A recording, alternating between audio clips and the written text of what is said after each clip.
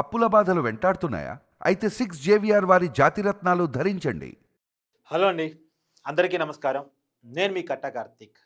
కోట వినుత పిఏకం డ్రైవర్ రాయుడు హత్య కేసు అనేది తెలుగు రాష్ట్రాల్లో సంచలనంగా మారింది.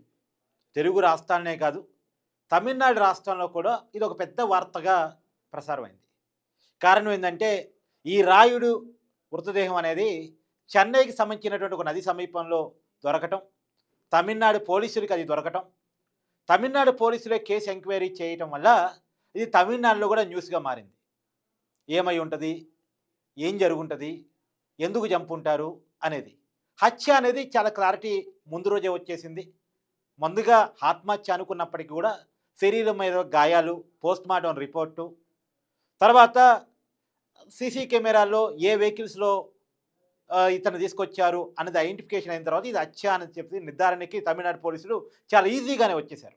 తర్వాత ఆ వెహికల్స్ ఎవరి అని ఎంక్వైరీ చేస్తే అది కోట వినుత ఆమె భర్తవి అని తెలవటం ఫలితంగా వీళ్ళ మీద ఎఫ్ఐఆర్ నమోదు చేశారు. వీళ్ళు ప్రస్తుతం శ్రీకాళహస్తి జనసేన ఇన్ఛార్జిగా ఉన్నారు. ఆమెని పార్టీ సస్పెండ్ చేసింది. అయితే ఈ హత్యకు గల కారణాలు ఏంటి అన్న దాని మీద రకరకాల స్టోరీలు ప్రచారం అయ్యాయి.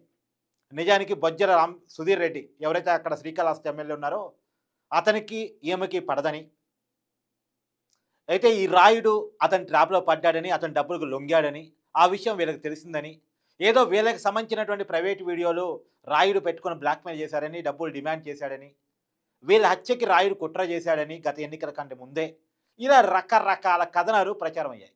దానికి కారణం అంటే ఈ స్టోరీలన్నీ మళ్ళా వినుత గారి అనుచరులే ప్రచారం చేశారని తర్వాత తెలుస్తుంది. ఇప్పుడు ఈ స్టోరీలన్నీ కూడా వినుత గారే ప్రచారం చేశారని తెలుస్తూ ఉంది.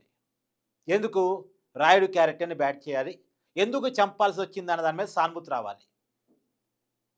ఇది చాలా ప్లాంట్గా చేసినటువంటి ఈమెకి ఎమ్మెల్యేకి కొంత గ్యాప్ ఉందంట. జనసేనలో 2 వర్గాలు ఉన్నాయంట. ఒకటి ఎమ్మెల్యేకి అనుకూలమైన వర్గం, అంటే టీడీపీ ఎమ్మెల్యే, యాక్చువల్గా కూటమిగా గెలిచాడు. టీడీపీ ఎమ్మెల్యేకి కొంత అనుకూలంగా ఉండే జనసేన వర్గం, ఎమ్మెల్యేకి వ్యతిరేకంగా ఉన్నటువంటి వినుత. ఈ మధ్యకాలంలో చాలా క్లియర్గా మనకు అర్థమవుతుందంటే 2 నెలల క్రితం ఎమ్మెల్యే మీద, టీడీపీ మీద కొన్ని ఆరోపణలు వినుత గారు చేశారు. ఏదో సొంత మా కార్యకర్తలని పట్టించుకోవట్లేదని, కొట్టిస్తున్నారని, కేసులు పెడుతున్నారని, ఎమ్మెల్యే సరిగా పనిచేయట్లేదని ఏదో రకరకాల ఆరోపణలు చేశారు. ఎందుకు అంటే దాని వెనకాల రాయుడు ఇష్యూ ఉంది. ఈ ఇష్యూని డైవర్ట్ చేయటం కోసం రేపొద్దున రాయుడిని చంపాలనేది ఆలోచన ఆ రోజే వచ్చింది ఆమెకి.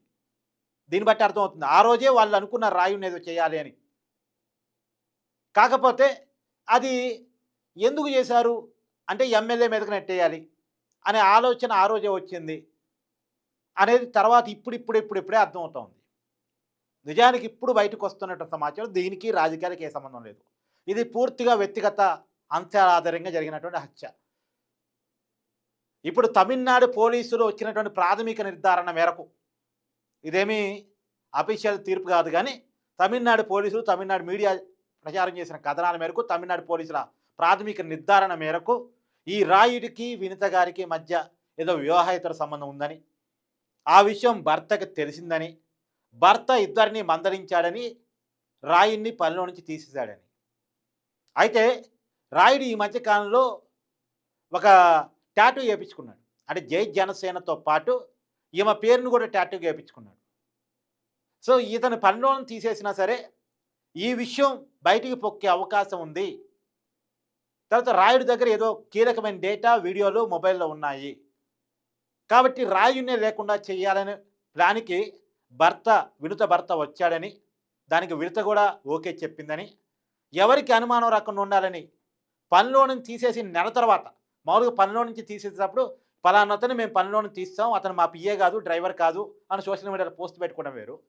కానీ పనిలో నుంచి తీసేసిన ఒక నెల తర్వాత జూన్ 21వ తారీఖున సోషల్ మీడియాలో వినుత గారు పోస్ట్ పెట్టారు. ఏమని, ఈ రాయుడిని నేను పనిలో నుంచి తీస్తాం, ఇతనికి మాకు ఎటువంటి సంబంధం లేదు అనేది జూన్ 21వ తారీఖున మా సోషల్ మీడియాలో పోస్ట్ పెట్టారట. దీన్ని బట్టి అంటే అప్పటికే రాయుడిని డిజోన్ చేసుకోవాలి, రాయుడికి ఏం జరిగినా అది మన ఖాతాలోకి రావద్దు అని ఒక ప్లాన్ చేసుకున్నారా. ఎందుకంటే తీసేసే రోజు పెట్టుంటే వేరు, కానీ తీసేసిన కొన్నాళ్ళకి పెట్టడం ఏంటి అనేది. తర్వాత రాయుడిని ఈ మధ్య కాలంలోనే ఒక గెస్ట్ హౌస్లో బంధించేసి చిత్రహింసలు పెట్టి, అంటే చంపుదామని ఇంటెన్షన్ ఉందా లేదా అనేది కానీ ఒక క్లారిటీ లేదు. ఆ కొట్టే క్రమంలో ఎక్కడ తగరరాని చోట దెబ్బ తగిలి చనిపోయాడు అనేటువంటిది. నిజానికి ఇప్పటికి వినుత గారి వర్గానికి సంబంధించిన కొంతమంది ఒప్పుకుంటుంది ఏంటంటే, కొట్టిన మాట వాస్తవమే, బంధించిన మాట వాస్తవమే. కానీ మేము కొట్టి చిత్రహింసలు పెట్టాక వదిలేసాము. అప్పటికి బతికే ఉన్నాడు. తర్వాత ఎవరైనా చంపి అది వినుత గారి మీద దోసుంటారు అనేది ఒక ఆరోపణ అయినప్పటికీ కూడా ఏ ఏ కాళ్ళైతే చెన్నై నది వరకు తీసుకెళ్ళి అక్కడ పడేశాయో, ఆ కాళ్ళు వీళ్ళకి సంబంధించినవి కాబట్టి ఇంకెవ్వరి మీద అనుమానం పడటానికి లేదు. వీళ్ళే చంపేసి, చంపిన దాన్ని ఒక ఆత్మహత్యగా చిత్రీకరిద్దాం అనుకున్నారు. లేదు కనపడకుండా పోయాడు అన్నదాన్ని చిత్రీకరిద్దాం అనుకున్నారు. మా నుంచి ఉద్యోగం తీసాక ఇక మా మీదకి ఎందుకు వస్తదని అనుకున్నారు. మొత్తానికి చెన్నైకి సంబంధించినటువంటి చెన్నైకి తీసుకెళ్ళి అక్కడ దగ్గరలో ఉన్నటువంటి ఒక నదిలో రాయుడి యొక్క బాడీని పడేశారట. అంటే ఏదేమైనా ఒక ప్లాన్డ్‌గానే చేశారనేదైతే అర్థమవుతుంది. కానీ పోలీసులు చాలా ఈజీగానే పోలీసులు దీన్ని పట్టేసుకున్నారు. అది ఒకటి ఇతని చేతి మీద ఉన్నటువంటి టాటూలు, తర్వాత సీసీ కెమెరా ఫుటేజు, తర్వాత విచారిస్తే తేలినటువంటి అంశాలు. వీటన్నిటి ఆధారంగా హత్య కేసుని చాలా తొందరగానే పోలీసులు ఛేదించారని చెప్పాలి. కానీ ఈ తేలేలోపే ఏదో అంటారు కదా! నిజం తేలేలోపే అబద్ధం ఊరంతా చుట్టొస్తది అన్నట్టు దాన్ని రకరకాలుగా చిత్రీకరించేటువంటి ప్రయత్నాన్ని చేశారు అనేది మాత్రం మనకు తెలుసు. కానీ ఇక్కడ రాజకీయ కారణాలు ఏమీ లేవు. కేవలం వ్యక్తిగత అంశాల ఆధారంగానే హత్య జరిగింది. కాతే హత్యను మనం తీవ్రంగా ఖండించాలి. దాని వెనకాల ఉన్న కారణాలు ఏవైనప్పటికీ కూడా ఇలా చంపేదాకా పరిస్థితులు రావటం అనేటువంటిది ఒక దురదృష్టకరం. నిజంగా వివాహేతర సంబంధమే నిజమైతే ఆ సంబంధంలో ఇద్దరు తప్పు ఉంటుంది. కానీ ఈ అబ్బాయిని పాపం చంపటం అనేటువంటిది ఒక రకంగా ఆ కుటుంబాన్ని చిత్రం చేయటమే అవుతుంది కాబట్టి దీన్ని మనం ఖచ్చితంగా ఖండించాల్సిన అవసరం ఉంది. కానీ దీని వెనకాల ఉన్నటువంటి కారణాలైతే ఇప్పుడు దాదాపుగా తెలిసిపోయాయి అని చెప్పాలి. ఇప్పటికే వీరిద్దరిని వినుత గారిని, ఆమె భర్తని అరెస్ట్ చేశారు. ప్రస్తుతం రిమాండ్ ఖైదీలుగా ఉన్నారు. ఈ కేసుని తొందరగానే ఛేదించారు కాబట్టి ఈ కేసుకు సంబంధించినటువంటి శిక్షలు మరి పడే అవకాశం ఉందా లేదా, ఏ మేరకు పడతాయి అనేటువంటిది చూడాలి. ఏది ఏమైనా ఒకటి మాత్రం ఈ కేసులో అర్థమవుతుంది ఏంటంటే, సామాన్యులు పెద్దవాళ్ళతో ఏ రకమైన సంబంధాలు పెట్టుకున్నప్పటికీ కూడా ఆ ఇష్యూలో ఏదైనా తేడా వస్తే చనిపోయేది సామాన్యులే. ఆ ఒక్క విషయం మాత్రం అర్థమవుతోంది. 15 సంవత్సరాలుగా చాలా నమ్మకంగా పనిచేశాడట.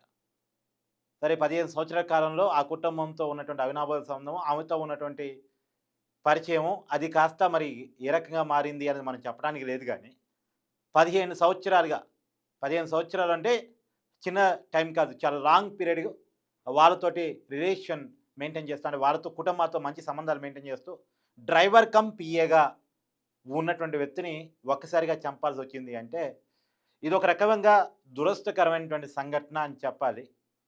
కానీ ఏదేమైనా రాయుడు చనిపోవటం ఆ కుటుంబానికి ఇతన్ని పెంచి తల్లిదండ్రులు లేరంట, ఒక బామే పెంచి పెద్ద చేసిందంట.